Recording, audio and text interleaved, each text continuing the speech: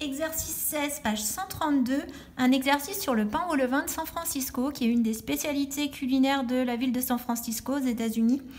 Et on nous dit que ce pain au levain doit son goût à une espèce chimique de formule C2H4O2. Bon, il faut savoir, hein, quand on mange du pain aux États-Unis, souvent il a un goût un peu plus acide qu'en France. Et puis tout le monde ne sait peut-être pas ce que c'est que le pain au levain. Donc, par exemple, actuellement, pendant le confinement, pour éviter d'aller à la boulangerie, je fabrique mon propre pain avec du levain. Le levain, hein, c'est simplement un mélange de farine. Alors, on prend de la farine complète, c'est pour ça que là, vous voyez des petits grains. Donc, de la farine complète et de l'eau qu'on laisse fermenter, en fait, à température ambiante. Puis, au bout de plusieurs jours, on a des levures qui se sont développées. Et on voit à la surface des petites bulles qui témoignent du fait que ces levures vont fabriquer du dioxyde de carbone qui va permettre par la suite de faire gonfler le pain qu'on va fabriquer. Voilà. Bon, ça c'était une petite parenthèse. Je retourne sur l'exercice. On nous donne dans cet exercice un spectre infrarouge et il va falloir essayer d'établir la formule semi-développée de l'espèce chimique présente. Alors pour ça, on nous guide un petit peu plus dans les questions de l'énoncé détaillé. On nous dit qu'on peut commencer par justement analyser sur le spectre et voir si on a des bandes d'absorption qui correspondent à des groupes C double liaison O ou OH. Alors il va falloir, on ne peut pas connaître par cœur hein, les données des spectres infrarouges, hein, il faut reprendre ces données. Alors soit vous utilisez dans la page de rabat du livre, vous avez les bandes infrarouges qui sont indiquées ici, donc pour justement les C double liaison O, et puis pour les groupes OH qui seraient soit dans un alcool, soit dans un acide carboxylique. C'est peut-être plus pratique si on reprend le document que je vous avais donné dans le TP 18. Hop, je vais essayer de filmer d'un peu plus près. J'espère que mon téléphone ne va pas tomber.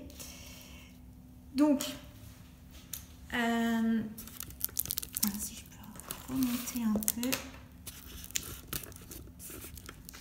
C'est pas évident, c'est pas dit que ça tienne. Moi, ça descend au fur et à mesure, tant pis. Donc, on va essayer de regarder ici si on a les bandes qui correspondent aux données. D'abord, on va regarder peut-être si on a un C double liaison O.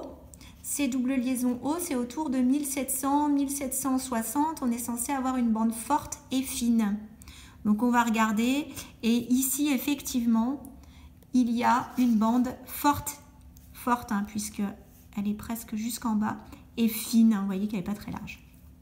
Donc, effectivement, il doit y avoir dans la molécule un C double liaison O. Donc, en première question, on va mettre qu'il y a un C double liaison O, puisqu'on trouve une bande forte et fine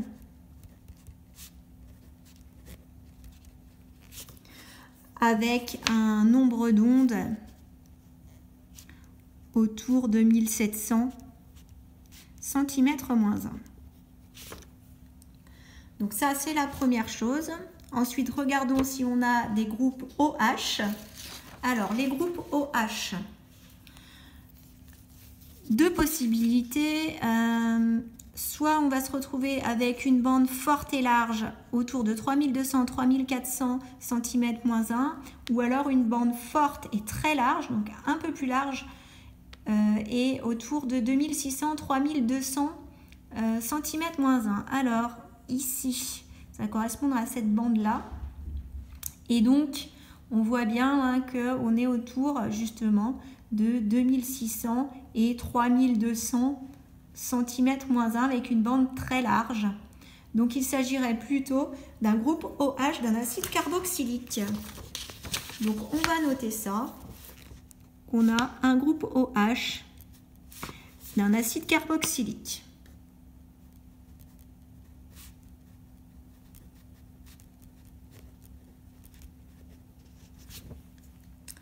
Puisqu'on a une bande très large. On peut faire remonter un peu.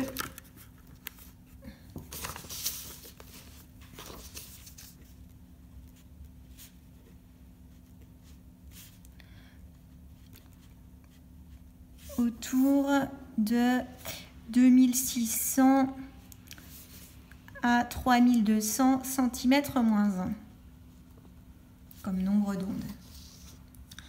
Voilà pour la première question. Deuxième question. Alors, deuxième question, on nous demandait d'établir toutes les formules semi-développées possibles qui ont pour formule brute C2H4O2. Donc, on va essayer de trouver des formules semi-développées avec 2 atomes de carbone, 4 atomes d'hydrogène et 2 atomes d'oxygène. Alors, peut-être c'est plus simple, je trouve, de d'abord faire des formules complètement développées, en plaçant d'abord ces 2 atomes de carbone et puis on a 2 oxygènes à placer. Donc vraisemblablement on pourrait avoir par exemple un double liaison O et puis un O comme ça. Et après on a 4 H à placer. Justement les 4 H peuvent être ici. Il faut toujours faire en sorte que vos carbones aient 4 liaisons, vos oxygènes 2 et les hydrogènes une seule. Donc en semi-développé, ça nous fait CH3, COOH.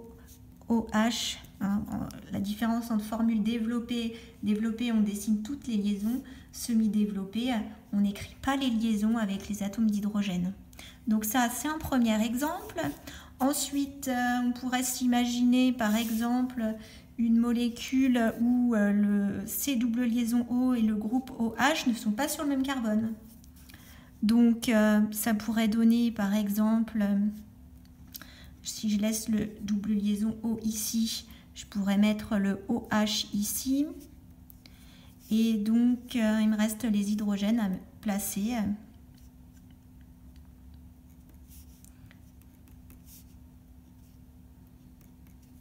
Voilà, j'ai bien les 4 hydrogènes et tous mes carbones ont 4 liaisons et mes oxygènes 2.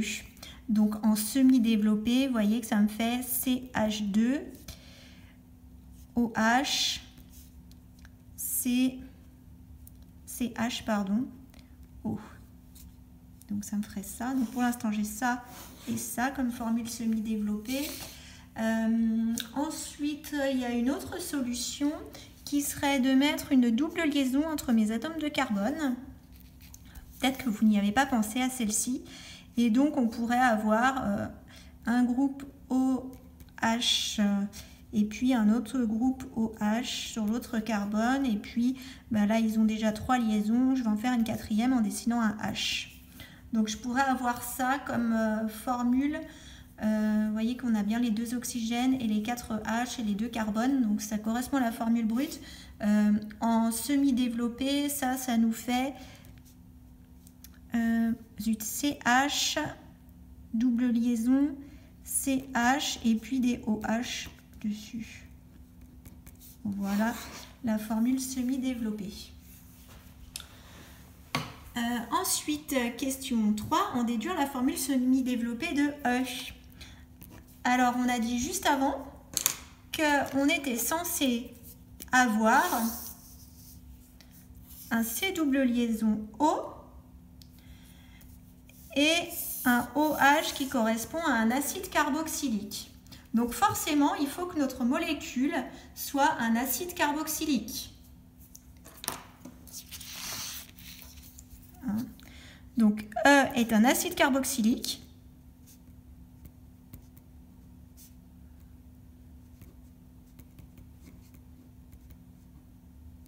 Et parmi les molécules, les formules semi-développées que j'ai dessinées tout à l'heure, la seule molécule qui est un acide carboxylique, c'est celle-ci.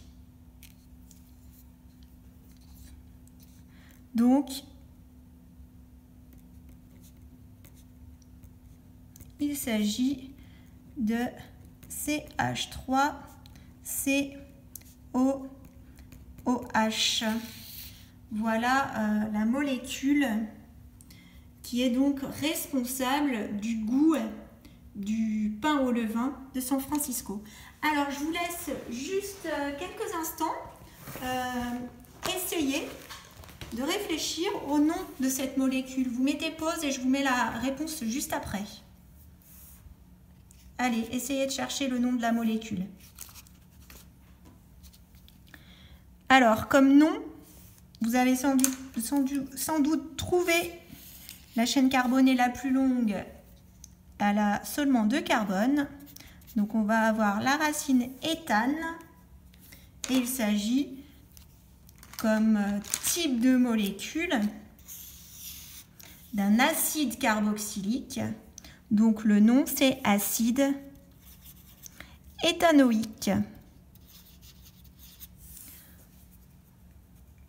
Voilà le nom de la molécule présente dans le pain au levain et qui est responsable de son goût caractéristique. Finalement, c'est le même acide que ce qu'on a dans le vinaigre.